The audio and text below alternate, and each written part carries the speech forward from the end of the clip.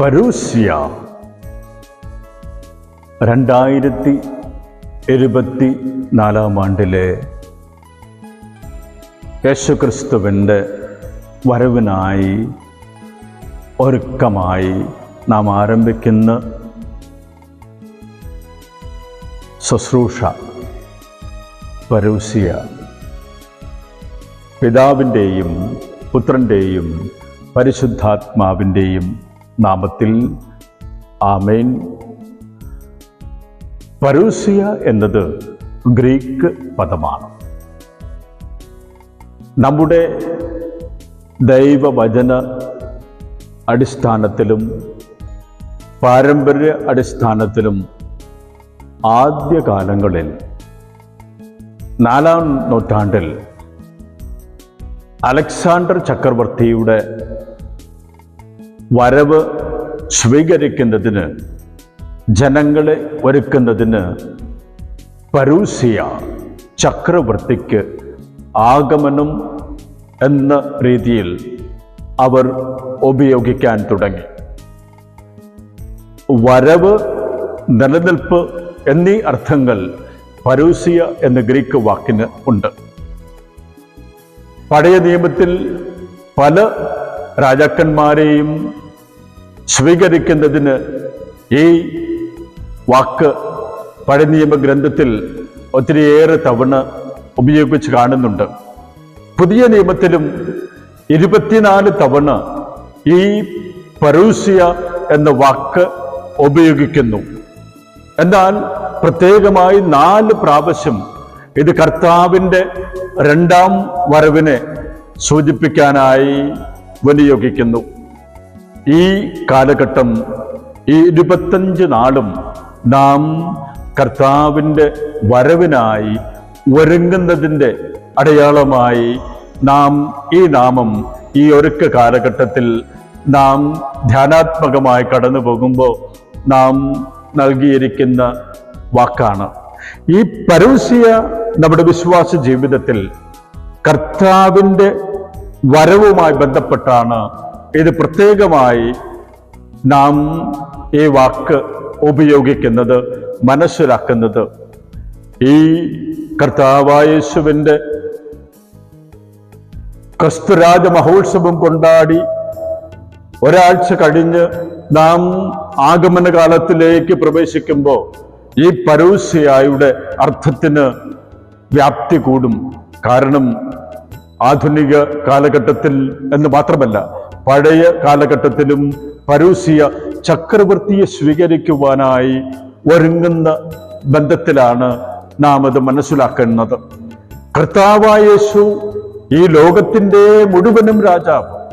ചക്രവർത്തിക്കും മേലുള്ള എന്തെങ്കിലും നാമം കണ്ടുപിടിക്കാൻ പറ്റുകയാണെങ്കിൽ അത് നമുക്ക് കണ്ടുപിടിച്ച് നൽകാം എന്ന ഒരു ചിന്ത ഈ പരൂസ്യ എന്ന ധ്യാനാത്മകമായ കർത്താവിൻ്റെ വരവിന് ഒരുക്കമായി നാം ഒരുങ്ങുന്നതിന് നാം നൽകേണ്ടിയിരിക്കുന്നു. ഈ പരൂസ്യയിൽ നാം പ്രത്യേകം ലക്ഷ്യം വയ്ക്കുന്നത് 3 കർത്താവിൻ്റെ വരവിനെ കുറിച്ചാണ്. നാം ഈ പരൂസ്യയിൽ വിശ്വാസ ജീവിതത്തിലേക്ക് കടന്നു വരുമ്പോൾ നാം മനസ്സിലാക്കുന്നത്, ഒന്നാമതായി നൂറ്റാണ്ടുകൾക്ക് മുമ്പ്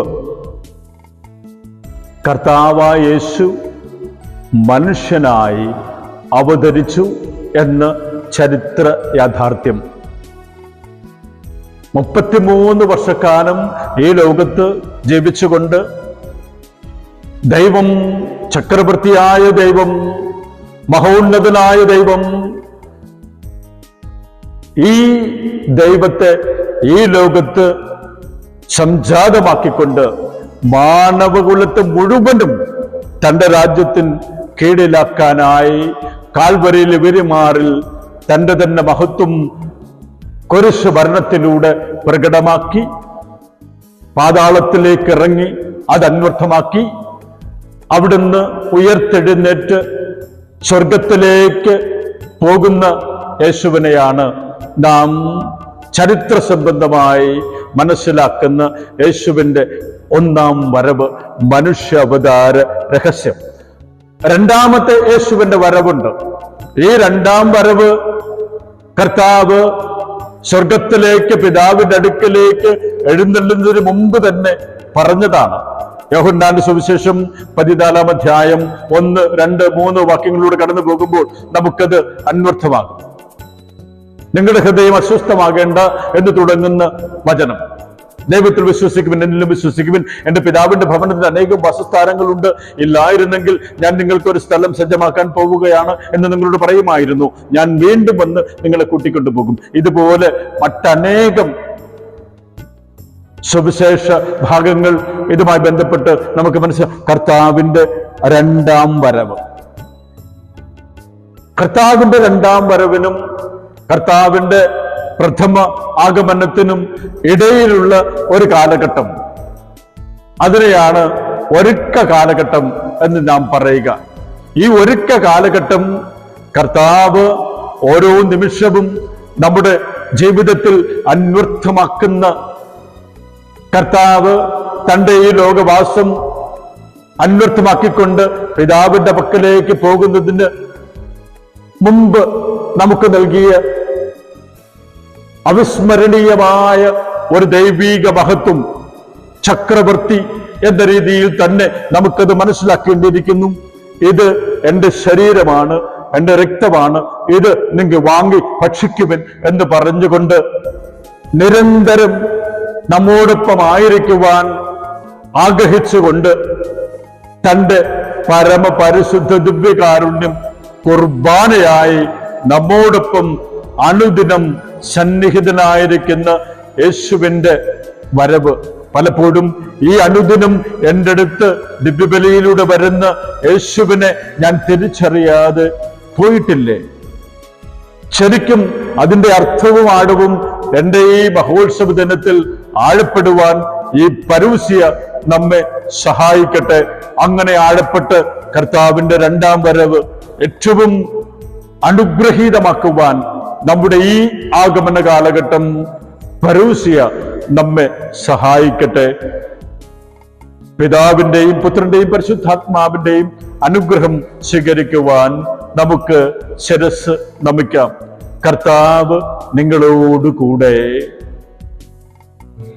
സർവശക്തനായ ദൈവം പിതാവും പുത്രനും പരിശുദ്ധാത്മാവും തന്റെ കരതാറിൽ നിങ്ങളെ സംവഹിച്ച് ഈ പറുദീസായിലേക്ക് കടക്കുവാൻ ഈ പരൂസ്യ നിങ്ങളെ അനുഗ്രഹീതമാക്കട്ടെ.